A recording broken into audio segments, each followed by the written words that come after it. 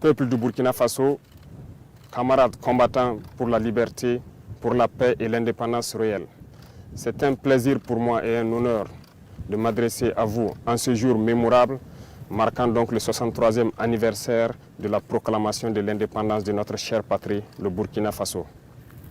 Mais avant tout propos, permettez-moi de rendre grâce à Dieu Tout-Puissant qui nous a permis aujourd'hui de pouvoir nous tenir ici et nous adresser à la nation entière.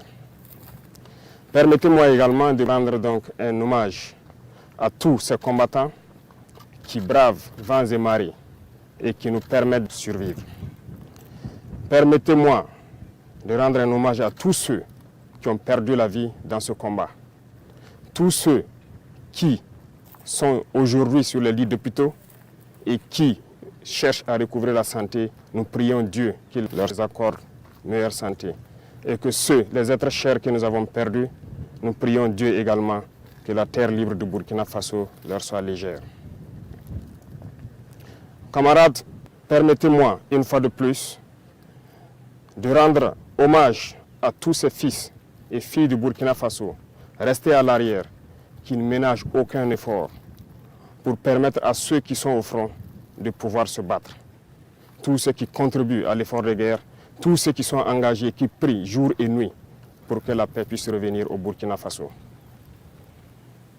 J'irai aussi mettre en garde les valets locaux de l'impérialisme qui sont à l'arrière, ici avec nous, à l'intérieur du pays comme à l'extérieur, de changer de fusil d'épaule. Parce qu'il est temps qu'on arrête et qu'on puisse voir dans la même direction et agir pour que le Burkina puisse recouvrer la paix. Nous n'allons plus dérouler le tapis rouge à ces valets locaux parce qu'il y a un temps à toute chose. Il y a de cela plusieurs années, le Burkina Faso connaît sa page la plus sombre de l'histoire. De quoi s'agit-il? Ce terrorisme qui nous est imposé, qui nous endeuille et qui nous empêche de vivre n'est qu'une manifestation violente de l'impérialisme. Ces impérialistes, en plus de piller nos États, en plus de nous spolier, à travers les valeurs locaux qu'ils ont mis à la tête de nos États, États d'ailleurs qu'ils considèrent comme étant leur sous-préfecture, aujourd'hui a atteint son paroxysme en nous envoyant une horde de criminels qui tuent hommes, femmes et enfants. Nous supposons que c'est l'apogée de l'impérialisme et du néocolonialisme. Le vaillant peuple de Burkina Faso va les accompagner dans le déclin. Il y a un an de cela, nous nous sommes offusqués et nous nous sommes révoltés contre la manière de mener cette guerre. Le peuple nous a confié une mission. Nous ne doutons aucunement de notre peuple, de sa vaillance, de sa résilience. Ce peuple qui n'abdique jamais, qui n'abandonne pas, qui fait face à l'adversité. Nous avons décidé, en toute âme et conscience, de prendre la destinée de cette patrie et de mener la guerre. Parce que la guerre pourrait durer si jamais on ne la menait pas. En témoignent ces cellules dormantes qui se sont subitement réveillées lorsque nous avons décidé d'enclencher le combat. Ces derniers jours, vous avez pu remarquer l'intensité de la bataille qui nous reconforte dans notre thèse qu'il y avait plusieurs cellules dormantes qui devraient entretenir cette guerre pendant des décennies et des décennies. En engageant cette bataille, nous avons fait appel aux fils et aux filles de la nation. Nous ne doutions point. Les gens ont répondu présent. Plus que ce que nous estimons, et aujourd'hui encore plus, les gens sont déterminés à s'engager pour la bataille. Nous remercions ce vaillant peuple d'avoir compris ce message. En plus de cela, nous avons souhaité à ce que le peuple finance sa propre guerre. Ce qui a été compris. Aujourd'hui, les gens soutiennent, appuient les forces combattantes comme ils peuvent. Beaucoup de choses sont faites, mais nous allons encore demander encore plus de sacrifices. Merci à ce peuple qui a compris que la seule manière d'y arriver, c'est de faire sa propre guerre une bonne fois pour toutes. En venant donc à la tête de l'État, nous avons trouvé une armée en sous-effectif, mal équipée, mal organisée, peut-être mal entraînée. Il s'agit pour nous, dans un premier temps, de faire appel rapidement aux VDP qui ont répondu et aussi de les équiper, ce qui ne fut pas une tâche facile.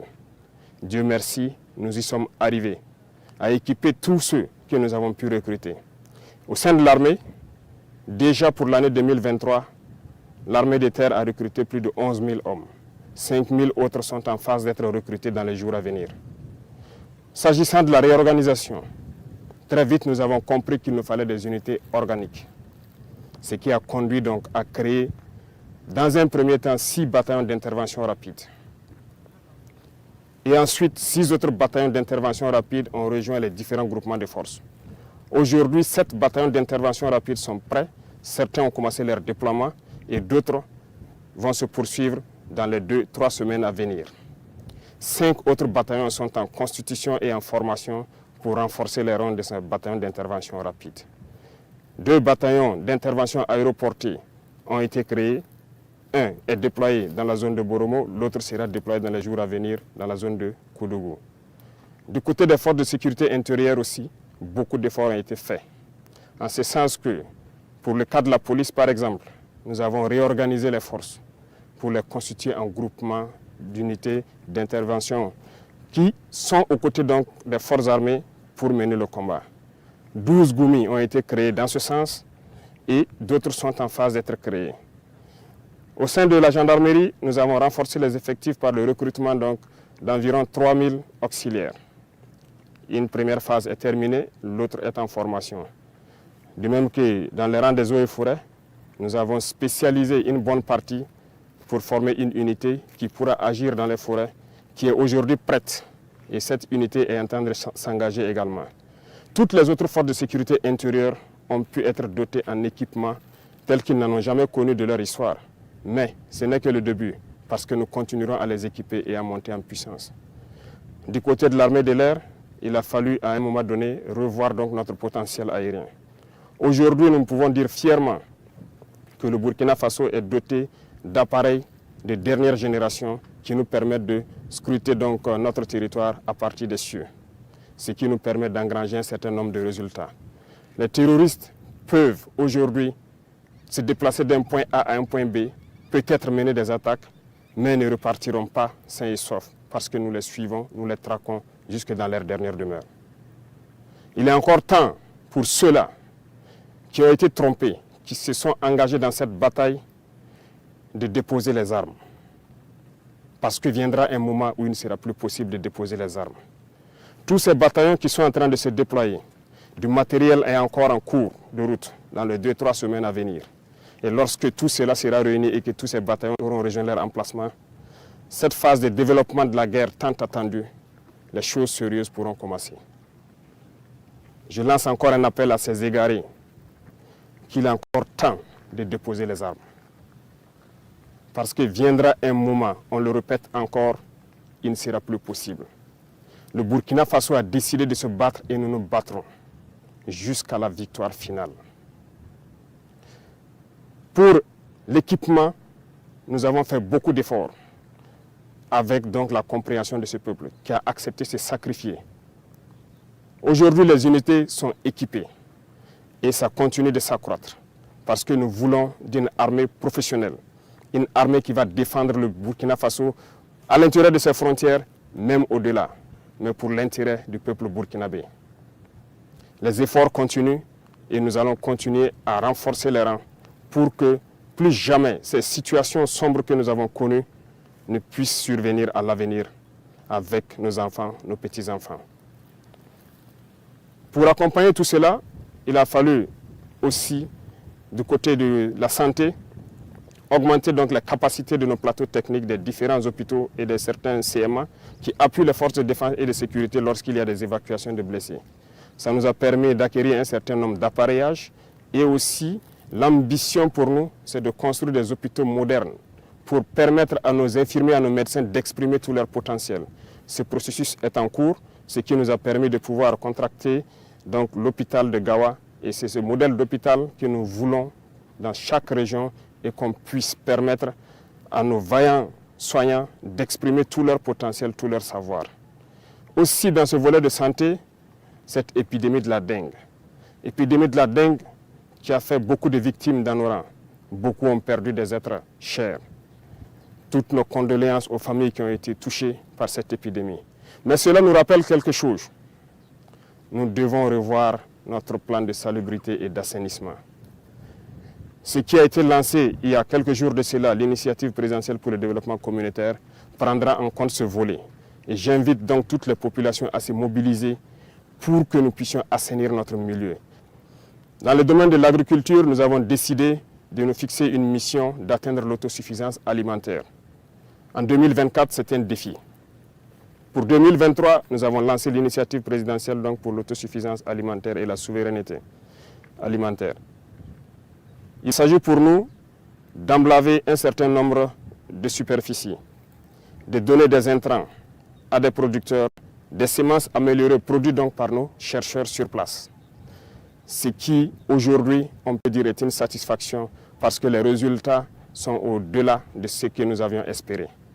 Ce qui témoigne encore que nous avons de bonnes terres, nous avons de braves hommes qui savent donc travailler la terre et nourrir les Burkinabés.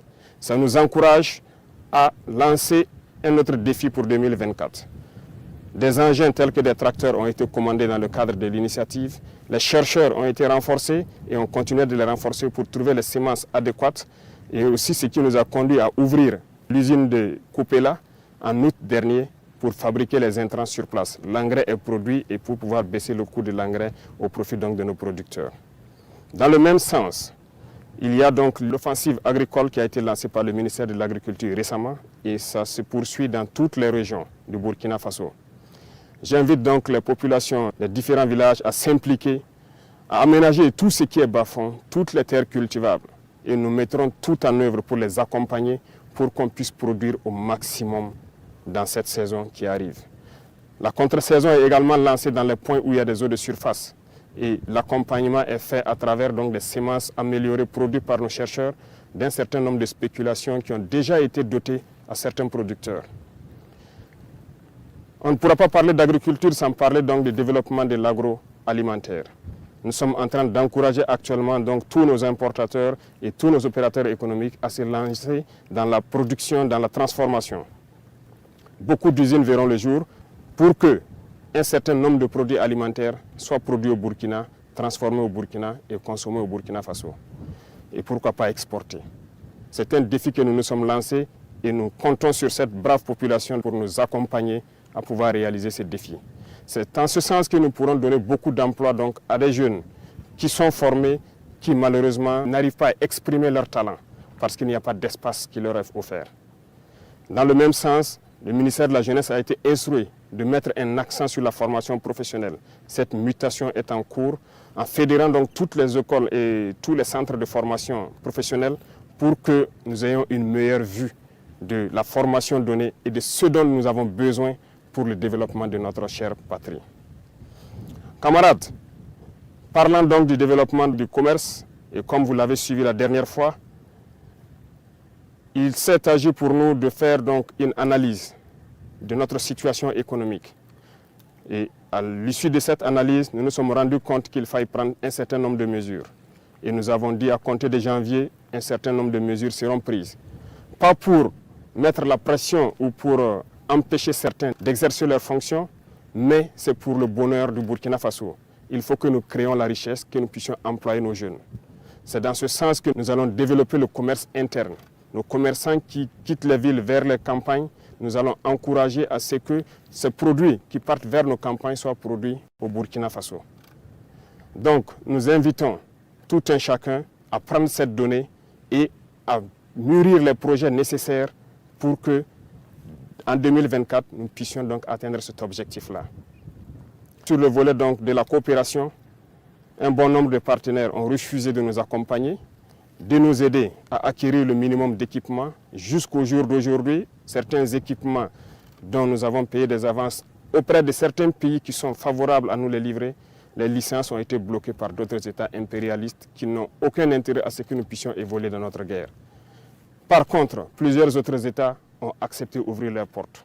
C'est le lieu pour moi donc de les saluer et de les remercier pour leur engagement aux côtés du Burkina Faso dans cette lutte. Ici en Afrique, nous avons jugé nécessaire de nous mettre ensemble, surtout au Sahel, parce que nous ne pourrons rien faire sans union. Ce qui a mené donc à la création de l'Alliance des États du Sahel, une alliance de défense a priori, mais qui évoluera vers une alliance économique et bien plus. L'AES est un espace qui est aujourd'hui victime de terrorisme barbare, violent. Mais aujourd'hui, nous avons compris et les peuples ont compris qu'il faille s'unir. Et nous invitons tous les autres Africains, tous ces peuples brimés, à pouvoir s'unir pour faire face à l'adversité. Nous défendrons l'espace de l'AES comme si nous défendons nos propres terres ici. Parce que nous avons décidé de nous unir avec nos pays frères du Mali, du Niger, pour en faire de nos espaces un seul espace. Aller et venir, commercer et défendre, ramener la paix, la prospérité, la sécurité. Parce que nos peuples ont droit au bonheur. L'Eldorado dont nos peuples rêvent, nous pouvons le créer ici. Et nous avons confiance en ce peuple. M'adressant donc aux travailleurs qui ont déjà consenti beaucoup d'efforts pour le Burkina Faso, je vais encore vous demander plus d'efforts en 2024.